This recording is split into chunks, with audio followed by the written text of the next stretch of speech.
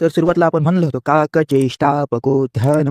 त्यामध्ये सुरुवातची लाईन ज्याला आपण वाचलं होतं काकचेष्टा. काक म्हणजेच कावळा, चेष्टा म्हणजे हार्डवर्क, चिकाटी, जिद्द. तर काकचेष्टा म्हणजे अनवेअरिंग इफर्ट्स अँड पर्सिस्टंट. तर तुम्ही लहानपणी कावळ्याची गोष्ट ऐकली असेल. त्याला तहान लागलेली होती आणि त्याला एका दिसतो त्या माठामध्ये पाणी खूप खाली असतो.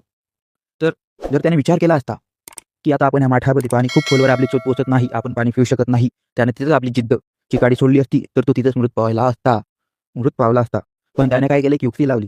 बाजूचे दगड जमा करून आणले आणि त्या माठामध्ये एक दगड टाकत गेला. तसं तसं पाणी वर येत गेलं.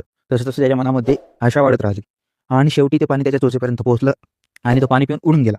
तर त्याच प्रकारे विद्यार्थ्यांनी आपल्या अभ्यास करत असताना कुठलाही डाऊट आला, कुठलाही प्रश्न सॉल्व्ह होत नसला तर तिथं खचून जाऊ नये. कुठल्याही प्रकारचं खचून जायचं नाहीये. कारण सक्सेस ही खूप सोपी गोष्ट आहे असं सगळ्यांना वाटतं, पण ती सोपी गोष्ट नाहीये. तर ते सॉल्व्ह करण्याचा पूर्ण प्रयत्न करायचा, कुठून तरी रेफर करायचं, कसा सॉल्व्ह झाला ते बघायचं आणि आपल्यापासून कुठे चुका होते तिथून इम्प्रूव्ह करायचं.